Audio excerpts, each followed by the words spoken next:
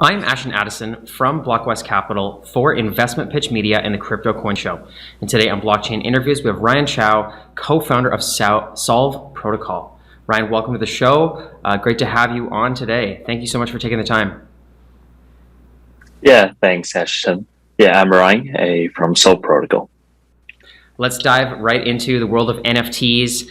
I know Solv Protocol is pioneering something that's really needed in NFTs, expanding them out into financial NFTs and moving into different industries as we continue to grow blockchain seeping into other industries, which is very exciting. And I would love to hear more about that. But first, let's start with Solv Protocol at a high level. What is your team focused on? And I know it's a whole ecosystem of different things. So let's start with that.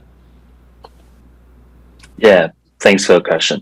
So for Solv, in one sentence, we are a financial NFT minting, managing and trading platform. So it's quite simple. You can just mint a financial NFT freely on our protocol. And also you can manage it. You can split the NFT, merge the NFT, transfer the NFT. And also you can list the NFT on our marketplace to trade it freely. So yep, that's a very simple introduction of our Solv protocol. Definitely, and I would love to get a better explanation for the viewers around the difference between an NFT like a CryptoPunk or a Bored Ape, JPEG kind of NFT that you see, and the kind of financial NFTs that you're seeing on Solv Protocol and in the industry. Yeah, for most of the people, when we think of NFT, the arts or collectibles or in-game items would come up with our mind, right? So, but what we are really focused on is for Solv is financial NFTs. We really believe that NFTs could be a very good carrier for equities, for kind of financial ownerships. So including all the financial positions, we can take financial NFT to represent that. So that's the difference between financial NFTs and some other NFTs. And we really believe that financial NFTs, because a financial ownership is there are different kinds of financial NFTs out there, and the volume in conventional finance we can. It turns out that it has a very high volume, so we do believe that financial NFTs can just like what it did in conventional finance in DeFi. The volume can surpass ERC20 tokens, which represent like equities or tokens, some governance tokens, can also surpass the volume of the arts, collectibles kind of assets, kind of NFTs. Definitely, yeah, I'm really excited to see the financial NFT ecosystem like Solv as well continue to grow, because the financial sector and DeFi is really the core of the beginning of innovating through all of these different industries is the innovation in the financial industry through cryptocurrencies, decentralized trading, and financial NFTs. So I really do see a lot of promise in this area. Now, I was looking through your work, and I also saw that you're focused on the Solv Vouchers, which is a part of this financial NFT ecosystem. Can you talk about that and what makes that special? Yes. But before this question, can I talk a little bit about why financial NFTs? Because I think maybe, a lot of people might ask, why financial NFTs? Maybe we can take ERC20 tokens to represent the financial ownership of position for the users. Why financial NFT? Yeah. Okay. So, for this one, because we found out that like Uniswap, they take ERC 721 to just represent the LP position for their market makers, for all of their users, right? So it found out it means that they want to approve their users to do market making, to customize their funds when do market making. Like they allow the users to customize a price range, for in each pool, like for Ethereum and USDC, they allow you to conduct market making from the range from maybe $1,000 to $3,000 kind of range. So that's why they take a NFT, because NFT could be a kind of tokenization of such kind of a very diversified a liquidity pool. So they allow you to customize, right?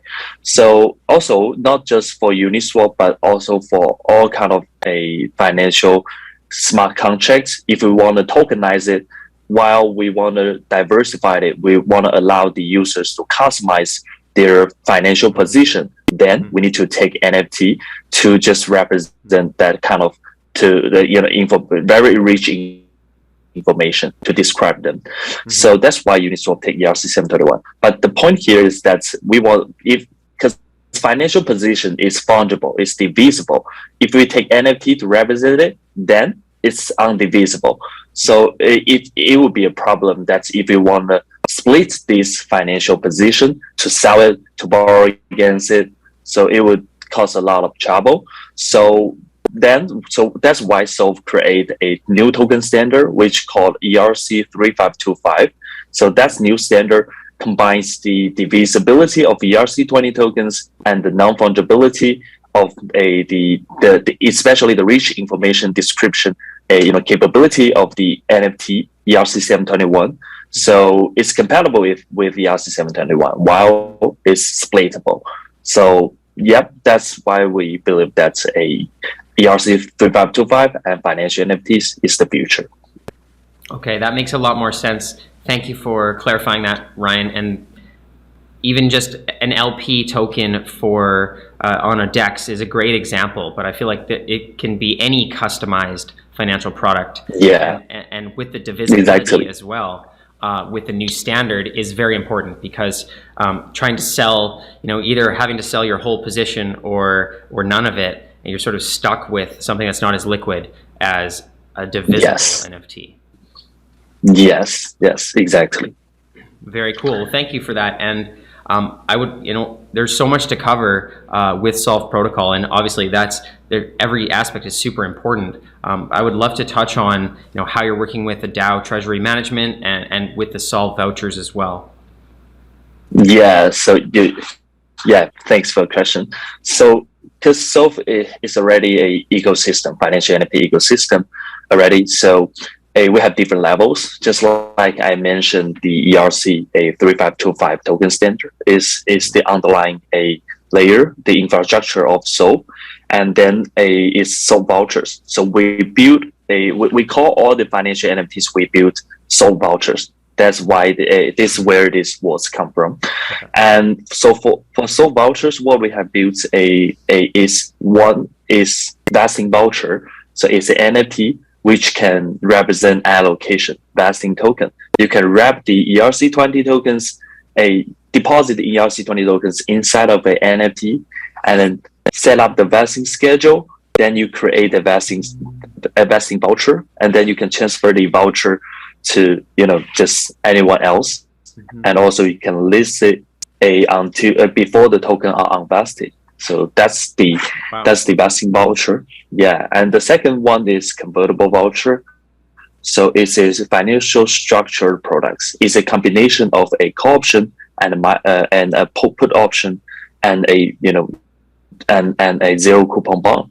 So for this one, we allow the DAOs or the users to sell their tokens in a much more maybe some customized way. So that's the second product. And the third product is bond voucher. It's a bond or a convertible bonds. So you can take a voucher to create a bonds for yourself, or create a convertible bonds, a bonds plus a call option for yourself. So that's three main product lines, three main financial NFTs we have built. So what's the relationship between them, and what's why we create those of the solutions? So if we combine them together, now we position them as a DAO treasury management tool set, because we found out that a lot of DAOs, they just want to raise capital. They don't want to, if they want to sell the tokens, but they don't want to bring such kind of negative impact on the secondary markets. But they have no way. They can just sell the tokens, and everyone would find out that, oh, they are selling the tokens. It seems they don't want to keep going. So kind of a things, right? So if we sell the vesting tokens, if we sell the vesting vouchers, then maybe we can just find out a better way, a decent way to just to raise money while people can accept that. That's how vesting voucher can work, right? So the second, like also you can take convertible voucher because it's a call option and a put option, the combination of such kind of a financial products. Then you sell it. It won't impact the a secondary market directly as well. So that's convertible voucher. And also for bond voucher, bond voucher, of course, you are taking on debt. So you are not selling the tokens. You raise the money and then you use it. And finally, at maturity, you just repay the principals and the interest.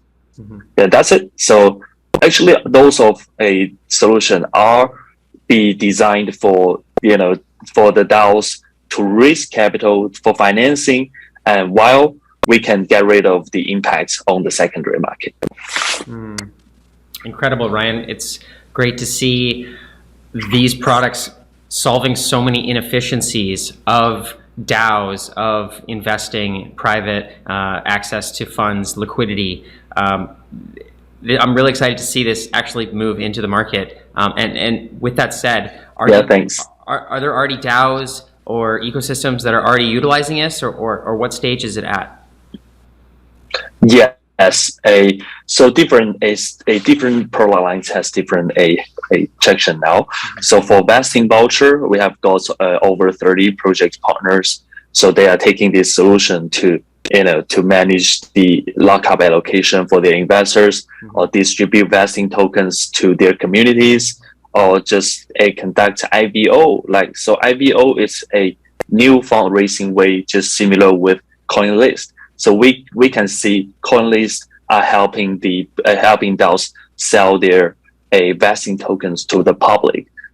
So for our IVO, it's the same. You just mint an NFT. It's a divisible financial NFT, divisible vesting voucher, and distribute them to like thousands of users. You don't have to sign the separate agreement with them.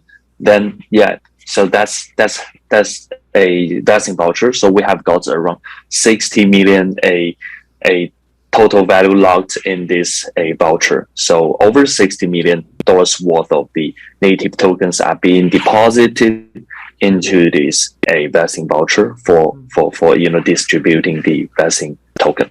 So that's this one. For convertible vouchers, like we also it is more suitable for like some mature DAOs or projects like Perpetual Protocol, like Unslash. They took this solution to raise over $3 million and $1 billion separately for their own projects. And for bond vouchers, we would unleash it. We would just roll out it in the next week. So it's still a new one, but we got a lot of commitments on this one because taking on that is a wonderful thing for most of the DAOs. That's incredible to hear, Ryan, that there's already traction. And speaking of partnerships, I know you mentioned you have a lot of partners you're already working with. I recently saw Binance Labs was getting involved with Solv Protocol. Maybe you can talk about that relationship and how that's going to help grow. Yeah, that's a very good question. So we can see like Binance ecosystem, including like Binance Binance chain, kind of a ecosystem is growing very fast. So they are looking for. They also like Binance team. They really believe in financial NFTs as well. They do believe that that's the future. So that's why they finally decided to support Solv Protocol. And what's the exact cooperation between Solv and Binance? One is to issue financial NFT together.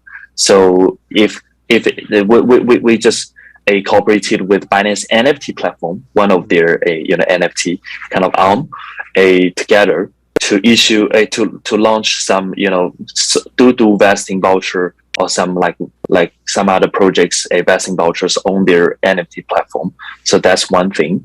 That's we co-issue some financial NFTs. Secondly, like we can see Binance chain has a lot of projects.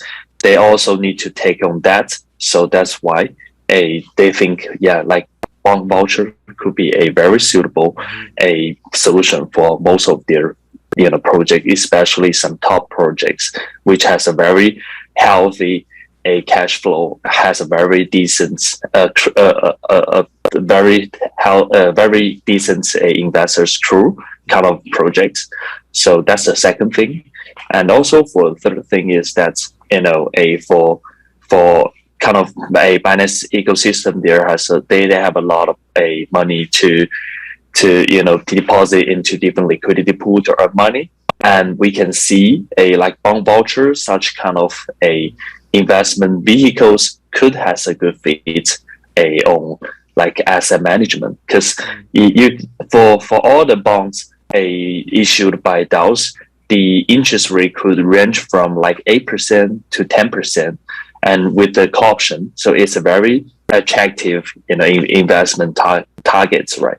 So that's why also they are taking a look at those kind of vehicles to invest. That's incredible, Ryan. Thank you for touching on all of these different parts of the financial NFT ecosystem that Solv Protocol is running. And I would love to get your vision on how quickly the mainstream of DeFi is going to see financial NFTs. We're already seeing it from a lot of partners, but how quickly do you think it's going to spread to all of blockchain? Yes, I think it take maybe around half to 1 year to see maybe some a much more adoption compared to now, because we started these projects from October 2020. So at that time, no one talked about financial NFTs, and we just say, oh, financial NFTs is the future, and people are just arguing, why? So, but for now, we can see a lot of projects are taking ERC-3525 to build their DeFi protocols. Because if you take this ERC-3525, then your assets could be traded on Solv marketplace. You can enjoy the traffics, the network effects we have built already on our protocol, and also they can make their own DeFi smart contracts be transferable. They tokenize the smart contract into these financial NFTs, right?